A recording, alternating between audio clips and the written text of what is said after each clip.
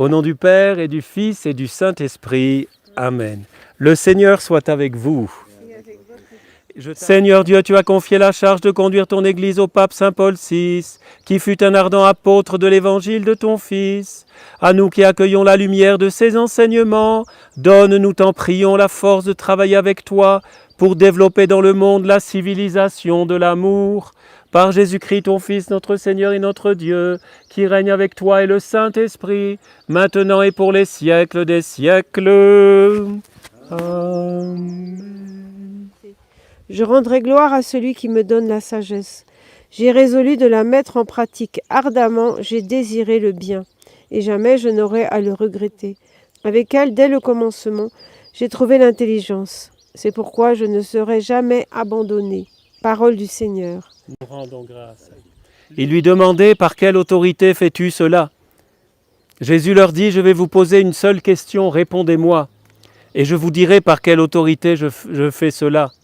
Chers amis, c'est la 4e fois depuis le 1er septembre 2020 que nous venons, une équipe de la Fraternité missionnaire Jean-Paul II, aidée par des amis ici au Liban, suite à l'explosion du 4 août 2020, que nous venons pour visiter les familles qui nous ouvrent leurs portes avec un accueil que je connaissais déjà depuis longtemps, mais qui nous surprend toujours, un accueil extraordinaire, chaleureux, alors que ce pays vit une crise inédite, une crise qui empire de jour en jour. Et dans ce lieu béni, dans ce lieu aussi magnifique de cette création du Seigneur, rendre grâce au Seigneur pour le peuple libanais, rendre grâce au Seigneur pour leur exemple, rendre grâce au Seigneur pour leur ténacité, comme on dit aujourd'hui, pour leur résilience, mais aussi rendre grâce pour tous les amis du Liban.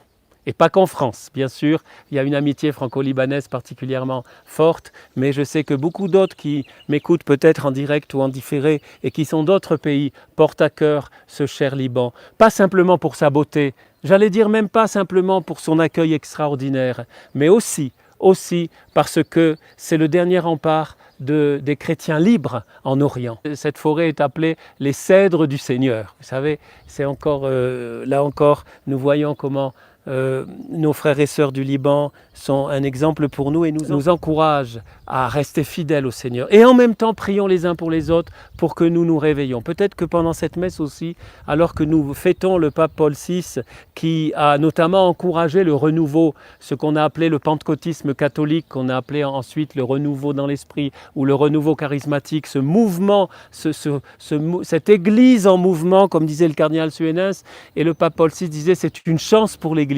Eh bien c'est peut-être le jour et aussi le lieu pour prier particulièrement pour un renouveau spirituel, un renouveau dans l'Esprit Saint de nos frères et sœurs du Liban et puis de chacun de nous et de l'Église tout entière. Prenez et mangez-en tous. Ceci est mon corps livré pour vous.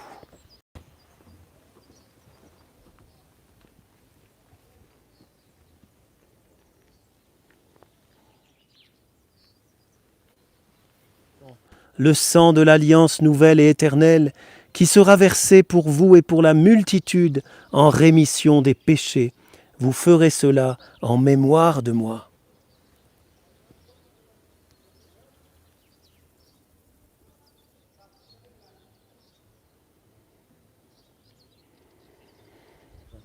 Notre Père qui es aux cieux, que ton nom soit sanctifié, que ton règne vienne, que ta volonté soit faite sur la terre comme au ciel.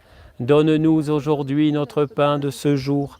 Pardonne-nous nos offenses, comme nous pardonnons aussi à ceux qui nous ont offensés, et ne nous laisse pas entrer en tentation, mais délivre-nous du mal.